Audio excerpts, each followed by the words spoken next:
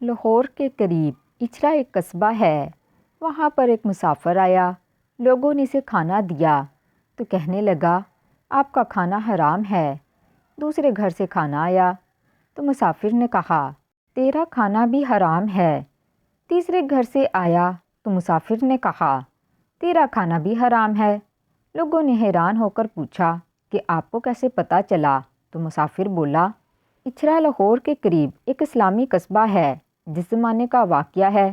اس وقت اچھرا کی آبادی لاہور سے بالکل الگ تھی اور بیچ میں لمبے فاصلے تک کھیت تھے۔ کئی سال گزرے۔ اس قصبہ کی جامع مسجد میں نماز مغرب پڑھی جا رہی تھی کہ ایک نہایت ہی دبلا پتلا مسافر آیا اور شامل نماز ہو گیا۔ اگرچہ یہ مسافر محض ہڈیوں کا ڈھانچہ تھا، تاہم اس کی صورت بااثر تھی۔ نماز پڑھی گئی اور نمازی اپنے اپنے گھر چلے گئے۔ کچھ دیر بعد ایک مقامی مسلمان کھانا لے کر داخل مسجد ہوا اور اس نووارد سے کہا، آپ بھوکے ہوں گے، میں کھانا لایا ہوں، راہ کرم تناول فرما لیں، آپ کی بڑی عنایت ہوگی۔ مسافر نے جواب دیا، معاف فرمائیے، مجھے کچھ پرہیز ہے۔ مقامی مسلمان نے جواب دیا، حضرت آپ کچھ فکر نہ کیجیے، یہ سادہ سی روٹی ہے، مرچ کم ہے اور گھی بھی بازاری نہیں۔ مسافر نے کہا، بھائی میرا یہ مطلب نہیں۔ مقامی مسلمان نے پوچھا، پھر کیا مطلب ہے؟ مسافر چپ ہو گیا اور مقامی مسلمان اس کے چہرے کی طرف دیکھنے لگا۔ چند منٹ بعد مسافر نے زبان کھولی اور کہا، امید ہے کہ آپ مجھے معاف فرمائیں گے، مجھے آپ سے کچھ بھی کہنے سننے کی ضرورت نہیں تھی، لیکن آپ کھانا لے کر آ گئے تو مجبوراً مجھے عرض کرنا ضروری ہو گیا۔ آپ جانتے ہیں کہ شریعت اسلام میں رزق حلال 5 نمازوں ہی کی طرح فرض ہے۔ ایک روایت میں ہے کہ اگر کسی مسلمان کا لقمہ حلال نہ ہو تو اللہ کی بارگاہ میں اس کے نہ فرض قبول ہوتے ہیں اور نہ ہی نفل۔ چونکہ اس انگریزی راج میں حلال اور حرام کی تمیز اٹھ چکی ہے، اسی لیے میں جب تک پوری طرح جان پہچان نہیں کر لیتا، میں کسی بھائی کا کچھ نہیں کھاتا۔ مقامی مسلمان نے کہنا شروع کیا، حضرت آپ نے یہ کیا فرمایا؟ اللہ معاف کرے، میں حرام خور نہیں ہوں، یہ چوری کا مال نہیں ہے جو آپ کی خدمت میں پیش کیا گیا ہے۔ میں یہاں منڈی میں آڑتی ہوں اور بیوپار کر کے اپنی روزی کماتا ہوں، آپ اس کا وہم نہ کیجیے۔ مسافر نے پوچھا، تو پھر آپ کی تجارت کے کسی مرحلہ میں سود کا لینا دینا نہیں ہوتا؟ مقامی مسلمان نے جواب دیا، میں یہ تو نہیں کہہ سکتا، کئی مواقع پر ہم کو منڈی سے قرض لینا پڑتا ہے اور مقررہ شرح پر سود دینا پڑتا ہے۔ اس طرح تجارتی مال کے ہیر پھیر میں دوسرے سے بھی ہم سود وصول کرتے ہیں۔ مسافر نے کہا، تو بہت اچھا، میں معافی چاہتا ہوں کہ آپ کو تکلیف ہوئی۔ احکام قرآن کے مطابق وہ تجارتی منافع جس میں سود کی آمیزش ہو حلال نہیں کہلا سکتا۔ ممکن ہے کہ آپ تجارتی رسوم یا حکومتی اصرار کے متحد مجبور ہوں، لیکن میں مجبور نہیں ہوں۔ بے شک آپ کو تکلیف ہوئی، آپ کی دل شکنی بھی ہوئی ہوگی، مگر آپ کے اسلامی اخلاق سے امید کرتا ہوں کہ آپ اس کے لیے مجھے معاف فرما دیں گے۔ اس کے بعد مسافر نے مقامی مسلمان سے رخ پھیر لیا اور قبلے کی طرف منہ کر لیا اور یاد خدا میں مشغول ہو گیا۔ مقامی مسلمان اس آخری جواب سے سخت مضطرب اور پریشان ہوا اور اس نے نہایت ندامت سے برتن اٹھائے اور سر جھکا کر واپس چلا آیا اور برتن گھر پہنچا کر ہمسائے کی طرف پہنچا اور اس سے کہا، مسجد میں ایک بزرگ مسافر آئے ہیں، آپ اپنے یہاں سے کھانا لے کر جائیں اور کھلائیں۔ یہ ہمسایہ مقامی ہسپتال میں ڈاکٹری کا کام کرتا تھا۔ ڈاکٹر صاحب نے کھانا اٹھایا اور مسجد میں جا پہنچے۔ مسافر نے نہایت نرمی اور خوش خوئی کے ساتھ ڈاکٹر صاحب سے تعارف اور جان پہچان کی فرمائش کی۔ ڈاکٹر صاحب ذرا بطونی بزرگ تھے۔ انہوں نے کہانی سنانا شروع کی اور فرمایا، حضرت مجھ پر اللہ تعالیٰ کا بڑا فضل ہے، میری 100 روپیہ تنخواہ ہے، 2-4 روپے ہر روز اوپر سے بھی آ جاتے ہیں۔ بڑا لڑکا کچہری میں ملازم ہے، وہ 75 روپے تنخواہ پاتا ہے اور 2-4 روپے روزانہ وہ بھی لے آتا ہے۔ زمین بھی ہے جہاں سے سال کا غلہ آ جاتا ہے، وغیرہ وغیرہ۔ ڈاکٹر صاحب کی کہانی ختم ہوئی تو مسافر نے انہیں نہایتی محبت اور میٹھے انداز سے سمجھایا کہ اسلام مقدس کی روح سے رشوت ستانی کس قدر بڑا جرم ہے، اور آخر میں اپنی مزدوری ظاہر کر کے کھانا کھانے سے انکار کر دیا۔ مسافر کی گفتگو اس قدر سنجیدہ اور باوقار تھی کہ ڈاکٹر صاحب نے بھی ان کے سامنے اپنی گردن خم کر دی اور بڑی ندامت کے ساتھ کھانا اٹھا کر گھر واپس چل دیے۔ یہاں تاجر صاحب پہلے ہی ان کے منتظر تھے۔ دونوں نہایت ہی ندامت کے ساتھ ایک دوسرے کو اپنی کہانی سنا رہے تھے کہ اور نیک دل مسلمان وہاں جمع ہو گئے۔ انہوں نے بھی یہ دونوں کہانیاں سنی اور آنن فانن یہ بات محلے میں عام ہو گئی۔ ڈاکٹر صاحب اور تاجر صاحب نے مل کر عرض کیا کہ اب کسی زمیندار کے ہاں یہاں سے کھانا جانا چاہیے تاکہ اس پر سود یا رشوت کا الزام نہ آ سکے۔ چنانچہ اسی وقت ایک زمیندار کے ہاں سے کھانا بھجوایا گیا۔ مسافر نے اس سے پوچھا، آپ کے پاس کوئی گروی زمین تو نہیں؟ جب زمیندار صاحب نے اس کا اقرار کیا تو مسافر نے انہیں پھیر دیا اور کہا کہ جو شخص مسلمان ہو کر زمین گروی رکھتا ہے اس کی کمائی حرام سے خالی نہیں ہو سکتی۔ اس کے بعد ایک عالم صاحب کو بھیجا گیا۔ ان میں یہ نقص پایا گیا کہ انہوں نے اپنی بہنوں کو حکم شریعت کے مطابق جائیداد میں حصہ نہیں دیا، اسی لیے مسافر نے ان کا بھی کھانا رد کر دیا اور فرمایا کہ آپ بہنوں کے غاصب ہیں، اور کہا آپ کے ہر لقمے میں آدھے سے کم حرام شامل نہیں۔ نماز مغرب سے یہ سلسلہ شروع ہوا اور رات کے 9 بج گئے۔ متعدد مسلمان کھانا لے کر گئے مگر مسجد سے شرمندہ ہو کر واپس آئے۔ مسافر کلو مما فی الارض حلالا طیبہ کی کسوٹی لیے مسجد میں بیٹھا تھا اور ہر ایک مسلمان کو جو کھانا لے کر جاتا اسی قرآنی کسوٹی پر پرکھتا اور شرمندہ کر کے باہر نکال دیتا۔ تمام آبادی میں شور برپا ہو گیا، جا بچا یہی چرچا تھا۔ مسلمانوں کو بھوک اور نیند بھول گئی۔ گھروں میں، بازاروں میں، گلی کوچوں میں جہاں بھی 4 آدمی تھے یہی گفتگو اور ذکر تھا۔ جب کسی جگہ ایک مسلمان دوسرے کو کہتا کہ تم کھانا لے کر جاؤ تو وہ اسی وقت کانوں پر ہاتھ رکھتا۔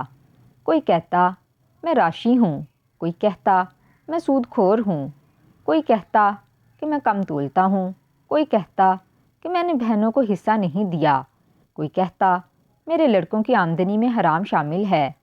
مختصر یہ کہ دلوں کے عیوب آج زبانوں پر آ گئے اور ان کا برملا اعلان ہو رہا تھا۔ اگرچہ اچھرا میں ہزارہا مسلمان آباد تھے مگر ایک شخص بھی عقل حلال کا مدعی بن کر سامنے نہیں آیا۔ بزرگان قصبہ کی گردنیں خم تھیں۔ بااحساس مسلمان زمین میں غرق ہوئے جاتے تھے کہ آج ہزارہا مسلمانوں میں ایک شخص بھی نہیں ملتا جو ایک ایسے مسافر کو جو عقل حلال کا طالب تھا ایک ہی وقت کا کھانا کھلا سکے۔ رات کے 10 بج گئے مگر کسی گھر سے کھانا نہ گیا۔ اب سوال یہ درپیش تھا، کیا یہ مسافر اچھرا سے بھوکا چلا جائے گا؟ کیا رسول اللہ صلی اللہ علیہ وسلم کے امتی حرام کھانے پر مصر رہیں گے؟ جوں جوں وقت گزرتا گیا دلوں کا اضطراب بڑھتا گیا، یہاں تک کہ رات کے 11 بج گئے۔ آخر مجمع کے اندر امید کی کرن جلوہ گر ہوئی۔ ایک شخص نے کہا میں بھی بہنوں کا حصہ دیتا ہوں، اور اس نے دینے کا پختہ ارادہ کر لیا۔ دوسرے نے کہا میں گروی زمین چھوڑتا ہوں، اور اس نے چھوڑ دی۔ تیسرے نے کہا میں آج کے بعد کبھی سود نہ لوں گا، اور اس نے سود کا کاروبار ترک کر دیا۔ مختصر یہ کہ آن کی آن میں اچھرا کے بے شمار مسلمانوں پر توبہ استغفار کے دروازے کھل گئے۔ کسی نے رشوت چھوڑ دی، کسی نے جھوٹی گواہی کا پیشہ چھوڑ دیا، کسی نے رنگ رنگ سے توبہ کر لی، کسی نے یتیموں کا غصب شدہ مال واپس کرنا طے کر لیا۔ اس کے بعد تائبین کی جماعت کھانا لے کر مسافر کے پاس آئی اور اسے بتایا گیا کہ اچھرا کے بے شمار مسلمان اب اللہ کی بارگاہ میں جھک گئے ہیں۔ انہوں نے اپنی غلطیوں کو محسوس کر لیا اور اب عملی اصلاح توبہ کے بعد آپ کے پاس آئے ہیں اور یہ کھانا پیش کرتے ہیں۔ مسافر نے جب یہ واردات سنی تو سجدے میں گر گیا۔ اس کے بعد دسترخواں بچھایا گیا جس میں سے مسافر نے چند لقمے کھائے اور اس کے بعد لوگوں کو رخصت کر دیا۔ صبح کے وقت اچھرا کے بے شمار مسلمان جوگ در جوگ مسجد میں آئے تاکہ اس انسان کی زیارت کر سکیں جس نے اپنے عمل کے ذریعے سے اچھرا کے آدھے مسلمانوں کو صحیح معنوں میں سچا مسلمان بنا دیا۔ مگر وہ حیرت زدہ رہ گئے جب انہیں بتایا گیا کہ مسافر تہجد کے بعد مسجد سے نکلا تھا اور واپس نہیں آیا۔ یہ واقعہ ہے جس سے معلوم ہو سکتا ہے کہ اہل اللہ کس طرح خلق خدا کی اصلاح کیا کرتے ہیں۔ اس مسافر نے کوئی واعظ نہیں کیا، کوئی کتاب نہیں چھاپی، کوئی درس و تدریس کا نصاب نہیں بنایا۔ وہ مغرب سے تہجد تک صرف چند گھنٹے اچھرا کی جامع مسجد میں ٹھہرا، مگر جب وہاں سے گیا تو صدہا مسلمانوں کی اصلاح ہو چکی تھی۔ بے شمار یتیموں کو اپنا حق مل چکا تھا، بے شمار لڑکیوں کو اپنا شرعی حصہ مل چکا تھا۔ بہت سے رشوت خور رشوت ستانی سے باز آ چکے تھے، بہت سے جواری جوا چھوڑ چکے تھے۔ یہ سب کے سب تقریباً وہ تھے جن پر 100 مرتبہ قرآن پڑھا گیا، جنہیں 20 مرتبہ واعظ سنائے گئے، اور جن سے متعدد مرتبہ پنچایتوں نے جمع ہو کر اہل حق کے لیے حق کے مطالبے کیے، مگر وہ ظلم و ستم سے باز نہ آئے۔ لیکن اب وہ ایک ہی رات میں اس طرح از خود گناہوں سے تائب ہو گئے کہ گویا انہوں نے کبھی گناہ نہیں کیا تھا۔ پھر لطف یہ کہ سارا کام نماز مغرب سے شروع ہوا اور اسی رات 11 بجے ختم ہو گیا۔ ایسے ہی باعمل اور باخدا انسان ہیں جن کی نگاہوں سے قوموں اور ملکوں کی تقدیریں بدل جاتی ہیں۔ آئیے اپنے اندر بھی اخلاق اور صداقت پیدا کریں۔ تو چلتے ہیں دوسرے واقعے کی طرف۔ یہ واقعہ اپنی عورتوں کو، ماؤں بہنوں بیٹیوں کو ضرور سنائیے۔ رابعہ بصرہ رحمۃ اللہ علیہ کا بیشتر وقت نماز پڑھنے میں گزرتا تھا۔ ایک مرتبہ کوئی پریشان حال آدمی دعا کروانے کے لیے حاضر ہوا۔ دیکھا تو ظہر کی نماز پڑھنے میں مشغول تھیں۔ جب فارغ ہوئیں تو نوافل کی نیت باندھ لی۔ اس طرح عصر کی نماز کا وقت ہو گیا۔ عصر کی نماز پڑھ کے تسبیح پڑھنے میں مشغول ہو گئیں، حتیٰ کہ مغرب ہو گئی۔ نماز مغرب ادا کرنے کے بعد ادا بین کی نیت باندھ لی۔ اسی حال میں عشاء کی اذان ہو گئی۔ نماز عشاء کے بعد نفل کی نیت کر لی، رکوع اور سجود میں مشغول رہیں، حتیٰ کہ فجر کی نماز کا وقت ہو گیا تو مناجات میں محو ہو گئیں۔ بالآخر فجر کی نماز ادا کی تو تلاوت قرآن پاک میں مصروف ہو گئیں۔ فراغت پر اشراق کے نوافل ادا کیے تو بیٹھے بیٹھے تھوڑی دیر اونگ آ گئی۔ جب بیدار ہوئیں تو رو رو کے دعا مانگنے لگیں، اے اللہ، میں ایسی آنکھ سے تیری پناہ چاہتی ہوں جو نیند سے بھرتی ہی نہیں ہے۔ رابعہ بصرہ بہت کم گفتگو کیا کرتی تھیں۔ اکثر اوقات کوئی گفتگو کرنی ہوتی تو آیات قرآنی کا سہارا لے کر اپنا مطلب بیان کرتی۔ لوگوں نے پوچھا کہ آپ ایسا کیوں کرتی ہیں؟ جواب میں فرمایا، انسان جو کچھ بولتا ہے فرشتے اسے لکھتے رہتے ہیں۔ میں کوشش کرتی ہوں کہ قرآن مجید کی آیات کے سوا کچھ نہ بولوں۔ یہ احتیاط اس لیے ہے کہ کہیں میرے منہ سے غلط لفظ نہ نکل جائیں اور فرشتے اسے تحریر کر لیں، پھر مجھے محبوب حقیقی کے سامنے شرمندہ ہونا پڑے۔ ایک شخص نے رابعہ بصرہ کے سامنے دنیا کی بہت مذمت کی۔ اب تھوڑی دیر سنتی رہیں، پھر فرمایا، اٹھ چلا جا یہاں سے، تو نے اتنا وقت دنیا کی مذمت بیان کرنے میں لگا دیا۔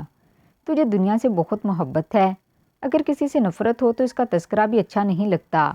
ایک مرتبہ رابعہ بصرہ سے لوگوں نے پوچھا کہ ہم نے آپ کو کبھی ہنستے نہیں دیکھا، کیا وجہ ہے؟ آخر اللہ تعالیٰ نے انسان کو ہنسنے سے منع تو نہیں کیا؟ رابعہ بصرہ نے جواب دیا، بے شک اس نے منع تو نہیں فرمایا، مگر مجھے اس کام کے لیے فرصت نہیں ہے۔ لوگوں نے تعجب سے کہا، کیا ہنسنے کے لیے بھی فرصت درکار ہوتی ہے؟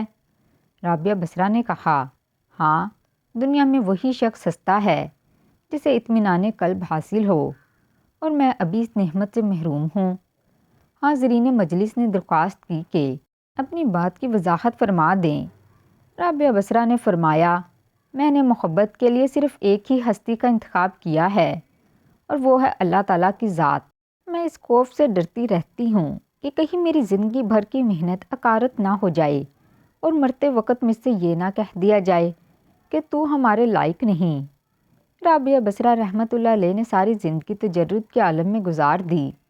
ایک مرتبہ کچھ لوگوں نے اعتراض کیا کہ آپ لوگوں میں عارفہ کے نام سے مشہور ہیں، مگر آپ نبی علیہ السلام کی نکاح والی سنت پر عمل نہیں کرتی۔ رابعہ بصرہ رحمۃ اللہ علیہ نے جواب میں فرمایا، مجھے 3 باتوں کا اندیشہ ہے، اگر تم مجھے ان اندیشوں سے نجات دلا دو تو میں آج ہی نکاح کر لوں گی۔ میرا پہلا اندیشہ یہ ہے کہ مرتے وقت ایمان سلامت لے جاؤں گی یا نہیں۔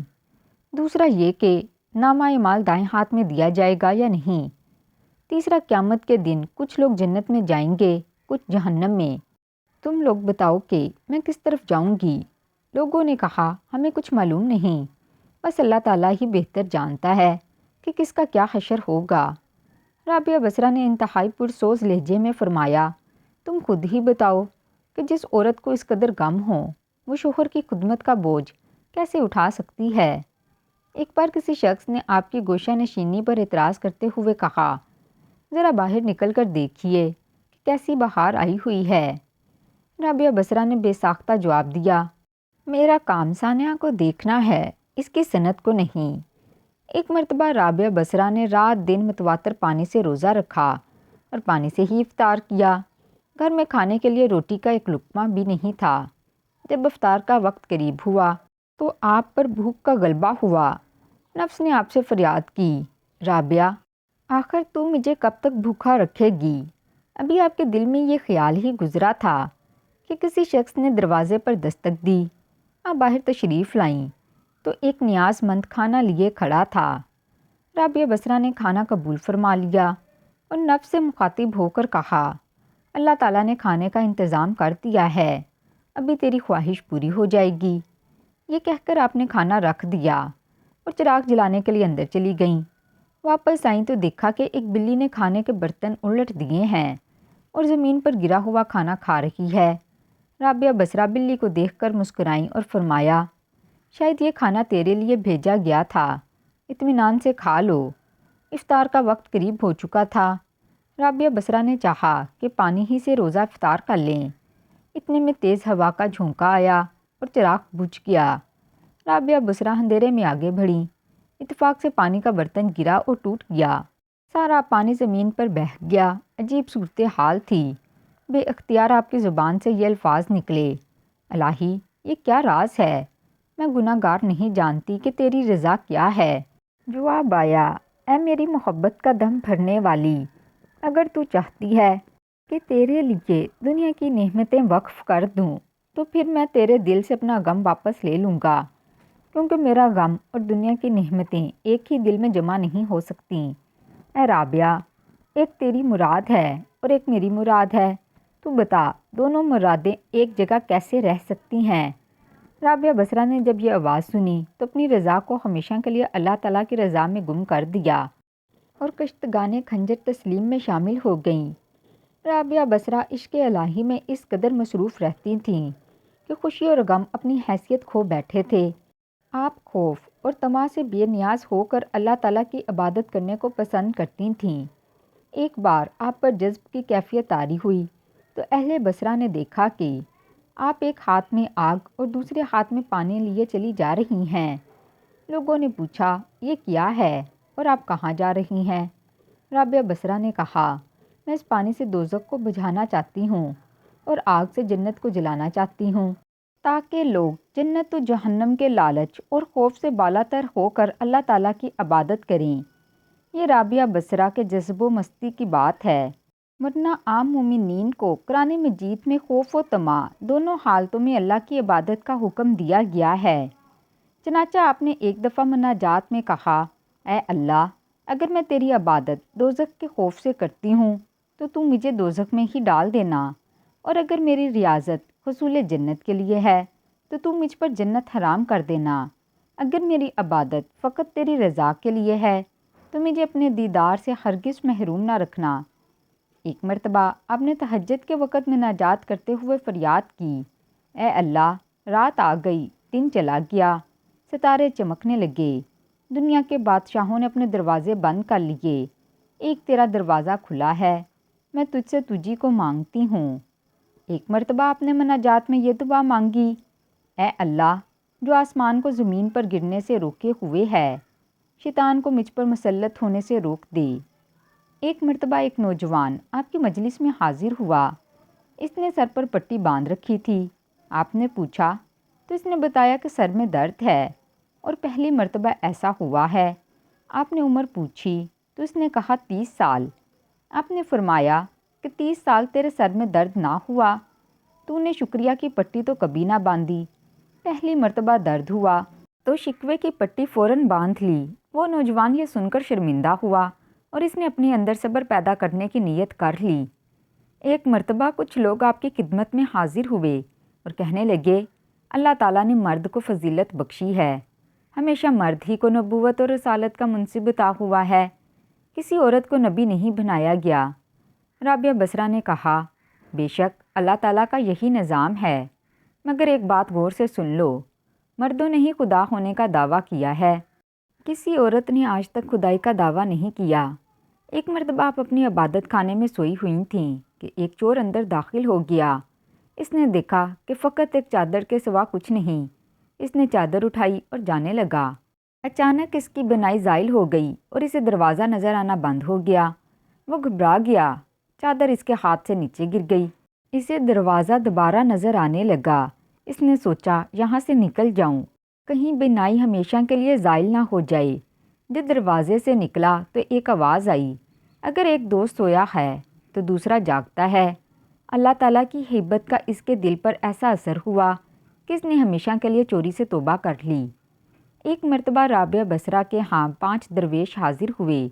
کھانے کا وقت قریب تھا، چنانچہ رابعہ بصرہ نے خادم کو بلا کر پوچھا، مہمانوں کو پیش کرنے کے لیے گھر میں کچھ موجود ہے؟ اس نے کہا، صرف ایک روٹی موجود ہے۔ آپ نے فرمایا، ایک روٹی 5 مہمانوں کے لیے ناکافی ہے۔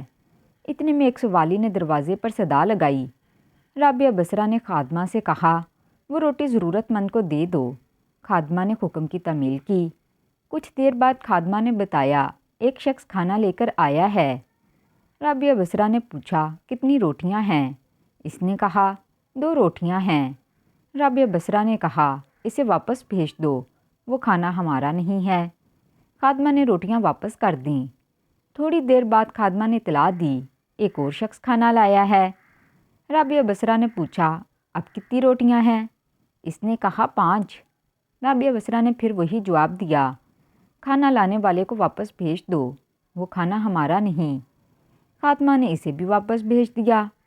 تھوڑی دیر بعد خادمہ نے بتایا، ایک شخص کھانا لایا ہے اور اس میں 11 روٹیاں ہیں۔ رابعہ بصرہ نے کہا، ہاں، یہ قبول کر لو، یہ ہمارا رزق ہے، اللہ تعالیٰ نے بھیجا ہے۔ مہمان حضرات یہ سب کچھ دیکھ کر مجسمہ حیرت بن گئے۔ اتنے میں خادمہ نے دسترخوان پہ کھانا لگا دیا۔ جب سب لوگ کھانا کھا چکے تو مہمانوں نے سوال پوچھا کہ آپ نے 2 مرتبہ کھانا واپس بھیج دیا، تیسری مرتبہ قبول کیا، اس میں کیا راز ہے؟ رابعہ بصرہ نے فرمایا، اللہ رب العزت کا وعدہ ہے کہ دنیا میں 1 کے بدلے میں 10 اور آخرت میں 70 دوں گا۔ میں نے 1 روٹی خلوص نیت کے ساتھ سائل کو دی۔ مجھے پکا یقین تھا کہ 1 کے بدلے میں 10 ملیں گی۔ پہلا شخص 2 روٹیاں لایا، دوسرا 5 لایا۔ میں سمجھ گئی یہ ہمارا رزق نہیں ہے۔ تیسرا 11 روٹیاں لایا، 1 کے بدلے 10، اور 11ویں روٹی جو سائل کو دی تھی اللہ تعالیٰ نے وہ بھی واپس کر دی۔ اللہ تعالیٰ کی شان رزاقی دیکھیے کہ اپنے وعدے کو پورا کر دکھایا۔ رابعہ بصرہ کی شان توکل کو دیکھ کر تمام درویش حیران ہو گئے۔ رابعہ بصرہ کی موت کا واقعہ بھی بڑا عجیب ہے۔ وفات سے کچھ دیر پہلے لوگ عیادت کے لیے حاضر خدمت ہوئے۔ رابعہ بصرہ نے کہا، فرشتوں کے لیے راستہ چھوڑ دو۔ لوگ باہر چلے گئے۔ کچھ دیر اندر گفتگو کی آوازیں آتی رہیں۔ جب خاموشی چھا گئی، لوگوں نے دروازہ کھول کر دیکھا کہ رابعہ بصرہ اس دنیا سے رخصت ہو چکی تھیں۔ جس طرح باد نسیم کا کوئی جھونکا تیزی سے گزر جاتا ہے۔ آسمان تیری لاحد پر شبنم فشانی کرے، سبزائے نو رستہ اس گھر کی نگہبانی کرے۔ تو ناظرین، کیسی لگی آج کی ویڈیو؟ اگر ویڈیو پسند آئی ہو تو ویڈیو کو لائک اور چینل کو سبسکرائب کر دیں۔ آپ کا یہ چھوٹا سا تعاون میرے لیے بہت مددگار ثابت ہوگا۔ ملتی ہوں اگلی ویڈیو میں، تب تک اپنی دعاؤں میں یاد رکھیں۔ اللہ حافظ۔